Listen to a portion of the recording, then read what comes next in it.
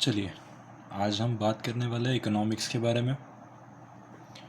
Economics actually अपन आज जो study करने वाले हैं वो 12th स्टैंडर्ड के लिए है। ये वीडियो जो स्पेशली बन रहा है वो 12th स्टैंडर्ड के लिए बन रहा है। अब इस 12th स्टैंडर्ड में आता क्या क्या है, इकोनॉमिक्स को धीरे धीरे से सभी चीज़ों में पढ़ेंगे, राइट। तो अभी अपन बात कर रहे हैं इकोनॉमिक्स के 12th स्टैंडर्ड के एसएससी बोर्ड्स के बारे में। किसके बारे में? एसएससी बोर्ड्स के बारे में। एसएससी बोर्ड्स में हमारे पास इकोनॉमिक्स में टोटल 10 चैप्टर्स हैं। आपको तो पता होगा, जैसे आपने 12th की स्टडी की ही होगी अभी थोड़ी बहुत तो, लेकिन फिर भी बेसिक से स्टार्ट करते हैं। अगर यूनिट वाइज देखें तो हमारे पास टोटली 10 चैप्टर्स आते हैं। इन 10 चैप्टर्स को हम पहले एक बार नाम पढ़ लेते हैं। सबसे पहले आपके पास आएगा introduction to micro and macro economics, right. तो हमारे पास आ रहा है introduction to micro and macro economics.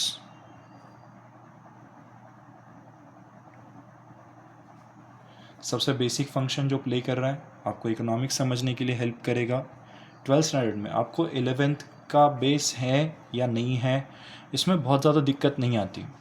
आप 11th के बेस से आ रहे हो, बहुत लोग ऐसे होते हैं जो साइंस से भी आता है इकोनॉमिक्स पढ़ लेते हैं, तो आपके लिए भी ये हेल्पफुल रहेगा चैप्टर। सेकेंड चैप्टर हमारा है यूटिलिटी एनालिसिस।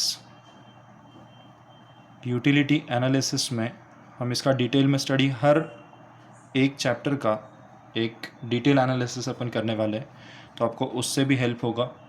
थर्ड है हमारे पास, जो थर्ड ए कहलाता है हमेशा, वो है डिमांड एनालिसिस। डिमांड एनालिसिस कोई भी चीज़ की डिमांड कब आती है इसके बारे में हमें जानकारी देगा। डिमांड एनालिसिस के बाद हमारे पास आ जाता है 3B। उसी डिमांड को इलास्टिसिटी में काउंट करता है, elasticity of demand, right. Fourth chapter जो हमारा आ रहा है वो आ रहा है supply analysis.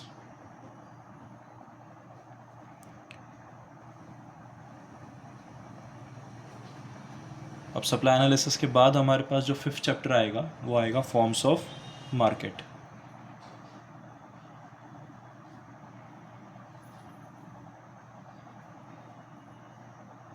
Different forms of markets क्या होते हैं उनकी जानकारी आपको इसमें दी जाएगी। फॉर्म्स ऑफ मार्केट के बाद हमारे पास जो आएगा वो आएगा सिक्स चैप्टर। यहाँ तक आपका पूरा माइक्रो इकोनॉमिक्स ख़त्म हो जाता है। Introduction to micro economics and macro economics से लेकर आपको पूरी जानकारी मिलेगी माइक्रो एंड मैक्रो में, फिर यूटिलिटी, फिर demand, elasticity of demand, supply analysis and forms of market. ये आपको ईजिली कवर करा के देगा आपका micro economics. Economics is divided into two parts. जिन लोगों का ऑलरेडी इकोनॉमिक्स 11th में हो चुका है उनको ये हमेशा याद रहेगा कि इकोनॉमिक्स के दो डेफिनेशंस, दो पार्ट्स हमने किए थे। रैगनर फ्रिश ने 1933 में आपको ये बताया था कि इकोनॉमिक्स दो पार्ट में डिवाइड होता है, एक होता है माइक्रो और दूसरा होता है मैक्रो। इसका इन डिटेल स्टडी हम फर्स्ट चैप्टर में ही कर लेंगे, तो उसको ज़रूर देखिएगा। सिक्स्थ है हमारे पास जो चैप्टर आने वाला है, ये थोड़ा मैथ्स से बिलोंग करता है, लेकिन इकोनॉमिक्स में इंडेक्स नंबर का वैल्यू और इसके बारे में जो नॉलेज है वो बहुत ज़्यादा ज़रूरी है। उसके बाद हमारे पास सेवेंथ आ रहा है, जो सेवेंथ चैप्टर आएगा वो आएगा national income. And the next will be eight chapter of yours, public finance in India. Public finance in India. After public finance 9th number का चैप्टर है money market and capital market.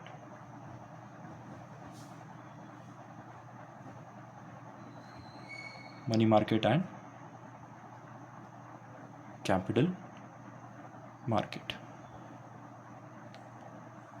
इसके बाद वाला जो part हमारे पास आ रहा है वो नेक्स्ट चैप्टर है हमारा 10th नंबर, जिसका नाम है फॉरेन ट्रेड इन इंडिया।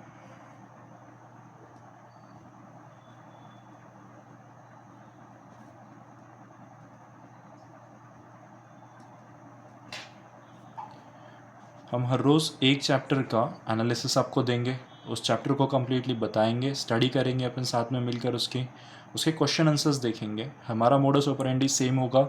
हमें सबसे पहले चैप्टर सीखना है, वर्ड टू वर्ड उसमें एक्सप्लेनेशन लेना है, और उसके बाद हम उसमें क्या कर सकते हैं, उसके क्वेश्चन आंसर्स को भी स्टडी कर सकते हैं। उसके बेसिक से लेके हर क्वेश्चन आंसर तक हम आपको हेल्प करेंगे। इसके बाद ये माइक्रो का हो गया, माइक्रो का तो बता दिया सर आपने। इसके बाद वाला जो पार्ट है जो 6 नंबर के चैप्टर से रन हो रहा है, तो अप टू 10 चैप्टर, ये है हमारा मैक्रो। एक ही वर्ड का डिफरेंस है, लेकिन समझ लो बहुत बड़ा डिफरेंस है। MICRO बिलोंग करता है to the small part of economy, and macro part issue करता है हमारे लार्ज साइज को। माइक्रो में वो हर चीज़ आएगी जो स्मॉल बिलोंग करती है, like individual firm, individual household, individual manufacturing, individual industry, individual household, हर चीज़। और मैक्रो में नेशनल इनकम जैसे पार्ट्स आते हैं। If you could see that chapters, you can notice कि हमें नेशनल इनकम बताया जा रहा है, जो कि एक एग्रीगेट चैप्टर है, मतलब एग्रीगेशन बेस्ड है। पूरे नेशन का जो इनकम आएगा उस पर हम डिपेंड कर रहे हैं कि नेशनल इनकम कैसे होगा। उसके बाद हमारे पास आ रहा है पब्लिक फाइनेंस। पब्लिक फाइनेंस कैसे है इन इंडिया, इन इंडिया मतलब होल ऑफ इंडिया। अगर होल की बात हो रही तो फिर हमारे पास माइक्रो इकोनॉमिक्स आ जाता है। उसके बाद हमारे पास आ रहा है money market and capital market. हमारे यहाँ पे मनी मार्केट वर्क कैसे करता है, कैपिटल मार्केट वर्क कैसे करता है, BSE, NSE, स्टॉक एक्सचेंज, इनके बारे में भी जानकारी दी जाएगी।